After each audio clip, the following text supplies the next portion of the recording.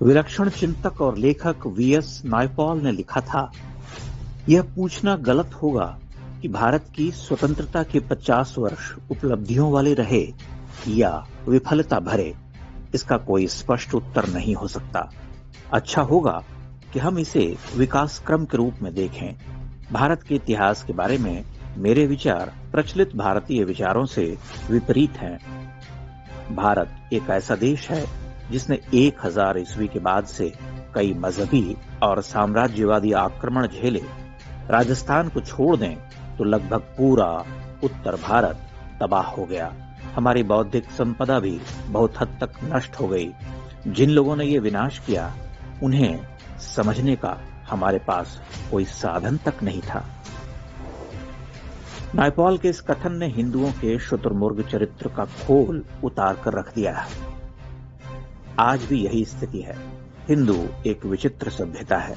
आश्चर्य है कि पिछले 100 वर्षों में सीताराम गोयल जैसे गिने चुने इतिहासकारों और चिंतकों को छोड़कर कोई इस अंधकार युग की भयावहता को समझ नहीं पाया।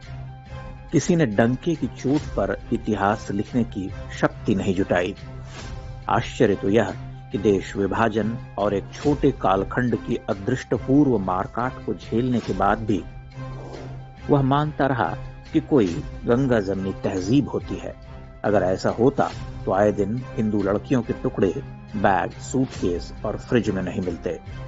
नाम गिनाने का कोई अर्थ तो रहा नहीं। आप केवल समाचार पढ़ते रहिए और एक ठंडी आह भरकर अन्य समाचारों की ओर बढ़ जाइए।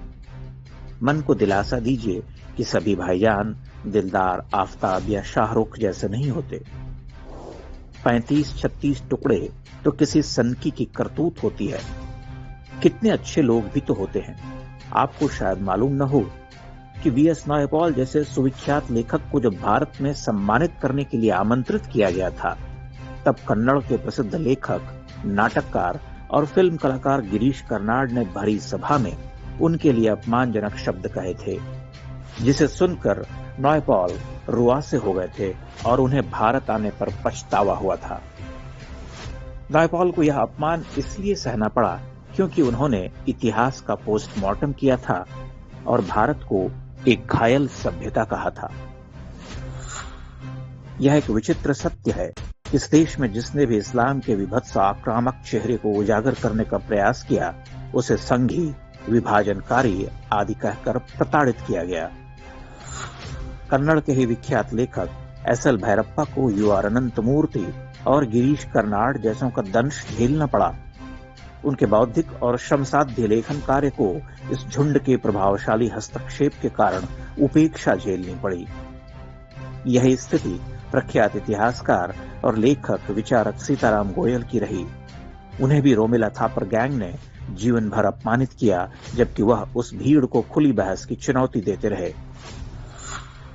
भारत का साहित्य और इतिहास लेखन इस कुचक्र से कभी बाहर नहीं निकल सका।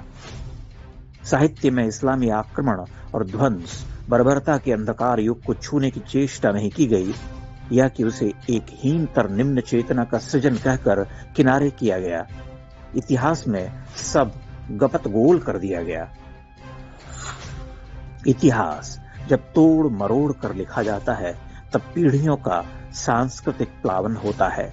वो न केवल झूठ को पढ़कर बड़ी होती हैं, बल्कि आत्मघृणा से भी भर उठती हैं, क्योंकि उन्हें यह सीख दी जाती है कि तुम्हारा पूर्व तो पतनगामी, निकृष्ट भेदभाव से भरा हुआ था। तुम्हारी भाषा संस्कृति अति साधारण थी। तुम्हारे देवी देवता दमनकारी थे। तुमने नंगी प्रतिमाएं बनवाई। तुम्हारे ऐतिहासिक ग्रंथ झूठे हैं।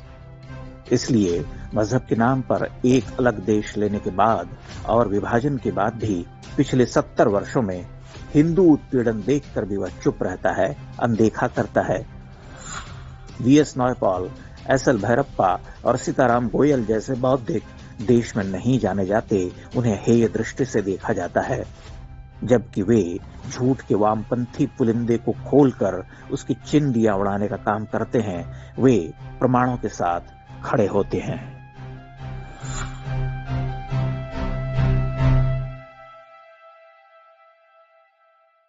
इंडेक्स ऑनलाइन के वीडियो समाज को समर्पित हैं। आप इनको डाउनलोड करके जैसे चाहे वैसे प्रयोग कर सकते हैं। चाहे तो आप हमारे टेलीग्राम चैनल से जुड़ सकते हैं। वहां सारे नए पुराने वीडियो आपको मिल जाएंगे। हमारे सोशल मीडिया लिंक हर वीडियो के डिस्क्रिप्शन में होते हैं। हमारा एकमात्र उद्देश्य हिंदू समाज को जागृत और एकजुट करना है। इसमें सहभागी बने। धन्यवाद।